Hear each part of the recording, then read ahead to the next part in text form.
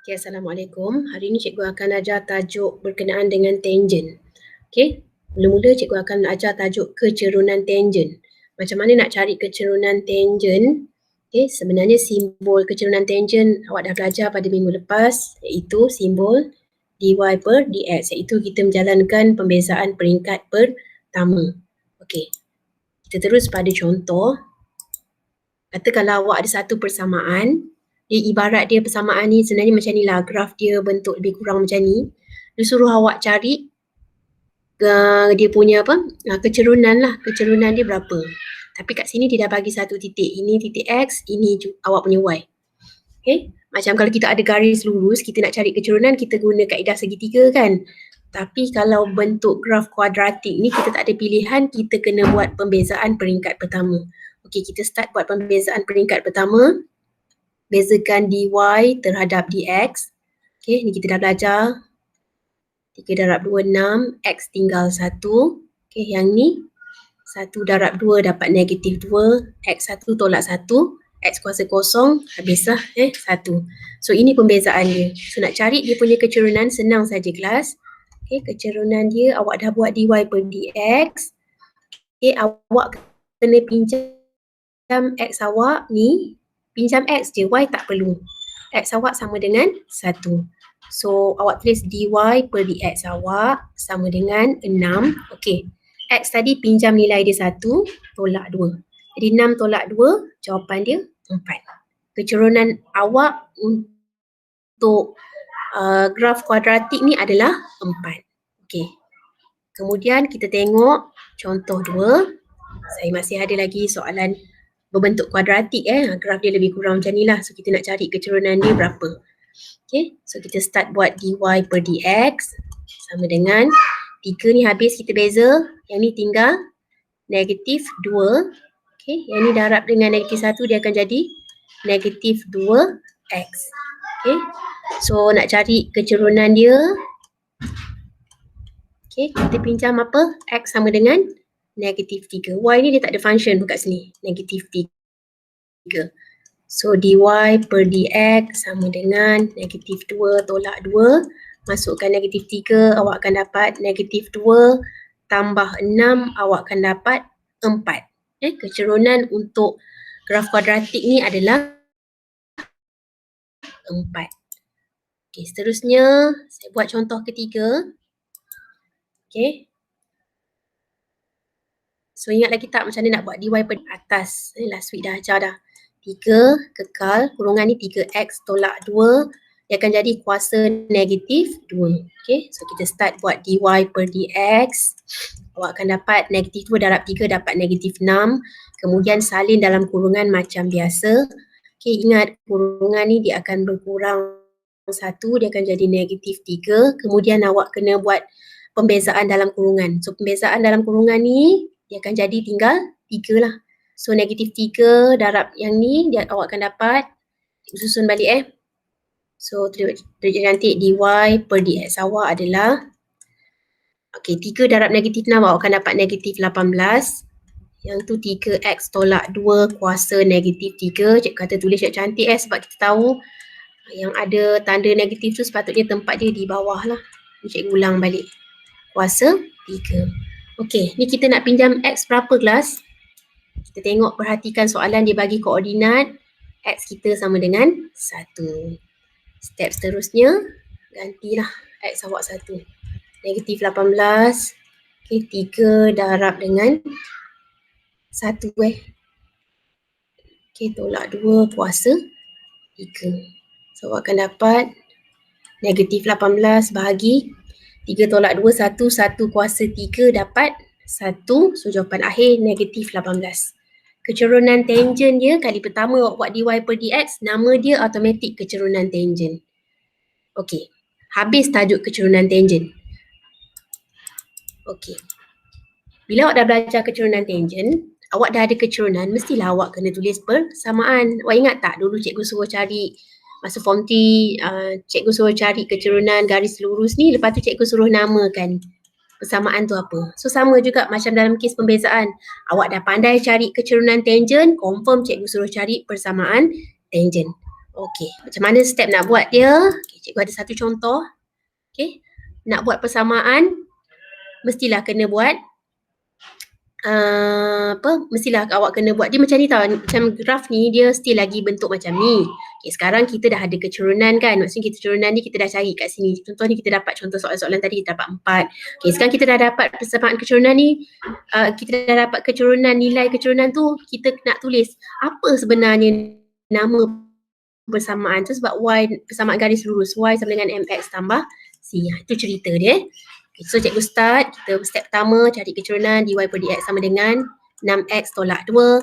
Okay, kita gunakan x 1 ganti kat dalam ni. So dy per dx kita adalah 6 darab 1 tolak 2, awak akan dapat 4. Okay kelas, dah dapat kecurunan 4, kita start nak tulis y sama dengan mx tambah c tu macam mana? Okay, okay, awak punya titik tadi soalan awal dia bagi titik 1, 6. So ingat tak cikgu ajar tulis rumus y tolak y1 sama dengan m x tolak x1. Kalau awak nak guna y sama dengan mx tambah c pun boleh. Ni matematik moden punya. Tapi cikgu galak guna yang ni lah. Okay, y tulis y tolak y1 awak adalah 6. Okay, m awak tadi awak dah kira kecurunan tadi, kecurunan tangent 4. X tolak, okay, awak punya x1 adalah 1. So awak kembangkan y sama dengan 4x tolak 4, bawa negatif 6 sana dia akan jadi positif 6. Y sama dengan 4x tambah 2. Inilah nama dia persamaan tangent. Awak dah pandai cari kecurunan tangent, awak tulis persamaan tangent. Nak guna titik apa? Guna titik dalam soalan lah. Dia mesti bagi satu titik. Okay? Okay. Ni contoh-contoh ni persamaan tangent ni dia sama step pertama ke cari kecurunan tangent, cuma awak tambah je lah nak tulis persamaan tu. Okey, kemudian kelas okey, cikgu ada contoh seterusnya yang ni. Okey, kita buat yang ni macam mana nak buat? Sekejap. Kakak, adik, boleh perlahan sikit suara tak? Okey, ini cikgu buat y sama dengan, okey, ni cikgu buat naik atas buat naik atas dia akan jadi 2x tolak 3. Okey, dia sebenarnya kuasa 1 kan, bila dia bawa naik sana dia akan jadi negatif 1 lah. Okey, sebenarnya ni ada perkali 1 kat sebelah dia. So kita akan buat pembezaan dy per dx sama dengan, okey, negatif 1 darab 1 dapat negatif 1, tulis balik kurungan 2x tolak 3. Yang ni dia akan tolak 1 dot, okey. Yang ni kita buat pembezaan kita akan dapat 2. So jawapan akhir dia cikgu tulis terus negatif 2. Okey, yang ni tempat dia kat bawah lah kelas So 2x tolak 3 kuasa 2. Okey, ni dia punya ni lah, nak cari dia punya kecurunan dia. Okey, jadi dy per dx dia sama dengan negatif 2 per 2x tolak 3 kuasa 2. Okey, dia bagi dalam soalan tadi x sama dengan 1 Awak ganti je x sama dengan 1 kat sini. Negatif 2 per 2 darab dengan 1 tolak 3 kuasa 2. So dapat jawapan negatif 2 per 2 tolak 3 dapat negatif 1. Negatif 1 kuasa 2 dapat 1 lah. So dapat dia punya kecurunan negatif 2. Okey, macam mana nak tulis dia punya persamaan persamaan tangent dia? Okey. Okay, awak dah diberi soalan dia bagi x sama dengan 1. So kita start buat. Okey, kalau dia bagi x1 bermakna y awak kosong lah. Dalam soalan dia tak ada bagi koordinat y tu berapa. So awak start tulis. Okey, cikgu guna rumus ni lah Ni rumus tulis persamaan x tolak x1. Okey, y1 awak kosong. M awak tadi awak kira negatif 2. X tolak dengan x1 awak 1. So awak kembangkan y sama dengan negatif 2x tambah 2 lah. Ini tak ada efek apa. So ini dia punya persamaan tangent dia. Dua soalan lah. Tadi soalan yang ni dia bagi koordinat 1 dengan 6. Yang soalan ni dia tak bagi koordinat y, tapi kita tahu kalau dia tak bagi y bermakna y kita kosong. Okey kelas. Lepas tajuk tulis persamaan tangent, mesti ada persamaan normal. Persamaan normal ni kalau awak ingat di masa form 3, cikgu awak ada ajar tajuk M1 darab M2 sama dengan negatif 1. Kes ini berlaku jika ada serenjang. Awak tengok lukisan yang cikgu lukis ni. Okey, ni cikgu lukis serenjang ni. M1 ni cikgu andaikan si tangent punya. Okay, M2 ni cikgu panggil dia normal punya. Jadi kita masih lagi guna M1, M2. Okay, sebagai contoh saya ambil contoh yang sama dengan yang ni tadi. Okay, awak ada Y sama dengan ni, awak dah siap, awak dah tulis ni. Okay, cikgu labelkan. Yang part ni awak dapat ni sebagai M1. Okay, M1. Sekarang awak dah pandai tulis tu, nama dia persamaan normal. Okay, ni tadi nama dia, ni nama dia persamaan tangent. Okay, cikgu nak ajar tulis persamaan normal. Kecerunan dia kita guna sama. Okay, kecerunan dia 4.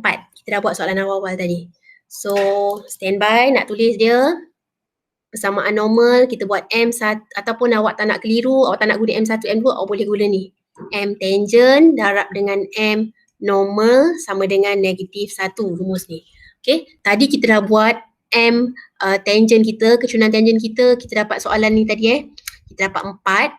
So kita tak tahu M normal kita berapa.